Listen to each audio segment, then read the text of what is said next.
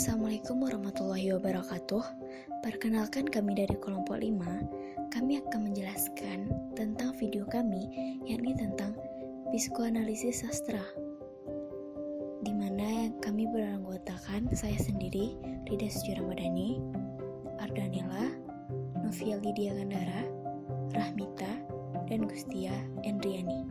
Selamat menyaksikan. Teori psikoanalisis. Psikoanalisis dalam sastra memiliki 4 kemungkinan pengertian. Yang pertama, yakni studi psikologi pengarang sebagai tipe atau sebagai pribadi. Yang kedua, adalah studi proses kreatif.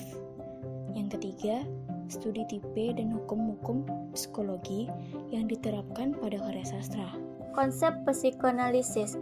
Psikoanalisis sendiri pada awalnya adalah sebuah metode psikoterapi untuk menyembuhkan penyakit-penyakit mental dan syaraf dengan menggunakan teknik tafsir mimpi dan asosiasi bebas.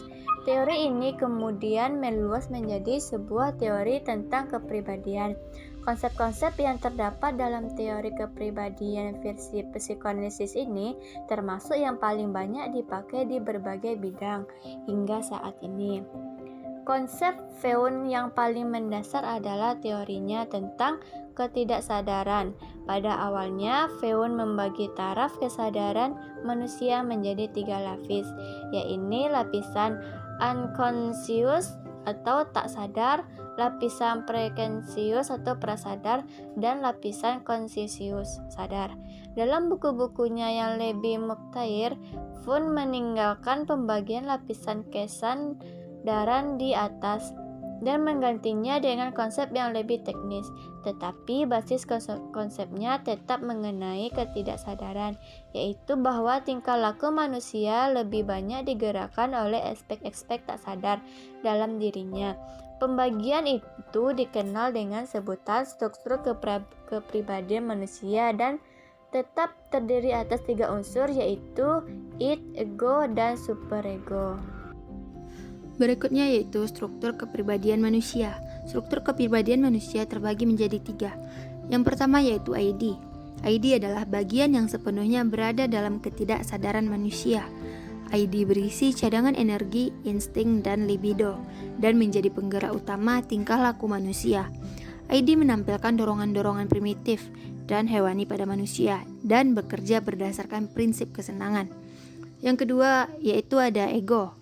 Ego berkembang dari ID ketika manusia mulai meninggalkan kekanak-kanakannya sebagai bentuk respon terhadap realitas. Ego bersifat dasar dan rasional. Keinginan-keinginan ID tidak selalu dapat dipenuhi, dan ketika itulah ego memainkan peranan. Yang ketiga yaitu superego. Superego muncul akibat persentuhan dengan manusia lain atau aspek sosial.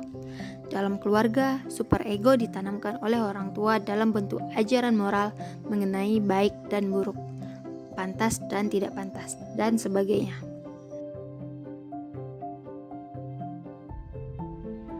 Sejarah teori psikoanalisis sastra. Munculnya pendekatan psikologi dalam sastra disebabkan oleh meluasnya perkenalan sarjana-sarjana sastra dengan ajaran-ajaran Freud yang mulai diterbitkan dalam bahasa Inggris, yaitu Tafsiran Mimpi atau The Interpretation of Dreams dan 3 Contributions to a Theory of Sex atau 3 sumbangan pikiran ke arah teori seks dalam dekade menjelang Perang Dunia. Pembahasan sastra dilakukan sebagai eksperimen teknik simbolisme mimpi, pengungkapan aliran kesadaran jiwa, dan pengertian libido ala Freud menjadi semacam sumber dukungan terhadap pemberontakan sosial melawan puritanisme atau kerohanian ketat dan tata cara Victorianoisme atau pergaulan kaku. Dahulu kejeniusan sastrawan selalu menjadi bahan pergunjingan. Sejak zaman Yunani, kejeniusan dianggap kegilaan atau madness dari tingkat neurotik sampai psikosis.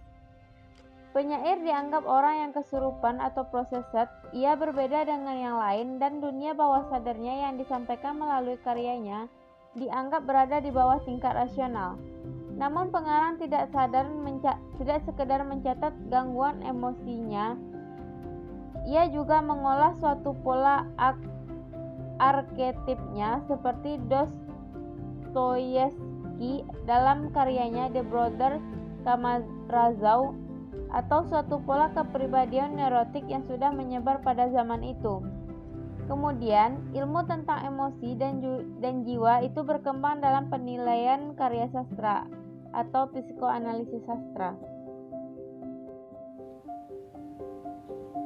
Tokoh psikoanalisis sastra, Freud menyatakan gagasan bahwa energi fisik bisa diubah menjadi energi psikis dan sebaliknya. Yang menjembatani energi fisik dengan kepribadian adalah ID dengan naluri-nalurinya atau yang biasa disebut dengan insting. Freud menyatakan bahwa pada manusia terdapat 5 fase atau tahapan perkembangan yang kesemuanya menentukan bagi pembentukan kepribadian. 5 fase tersebut adalah fase oral, fase anal, fase valis, fase laten, dan fase genital. Seorang psikoanalisis klinis, Freudian totok, tulisannya susah dibaca, suka memperumit hal mudah, Jacques Marie Emile Lacan, atau lebih dikenal sebagai Jacques Lacan, lahir di Paris pada 13 April 1901, seorang Aries yang bersiok kerbau. Lacan disebut-sebut sebagai analisis paling kontroversial setelah Freud. Bila Freud menggunakan ID, ego, dan superego untuk menjelaskan apa yang dimiliki subjek, maka Lacan mengembangkannya ke dalam 3 tatanan, the imaginary, the symbolic, dan the real. Baiklah, sekian video presentasi kami, yakni tentang psikoanalisis sastra. Semoga video ini bermanfaat bagi teman-teman. Jangan lupa subscribe dan like ya. Terima kasih.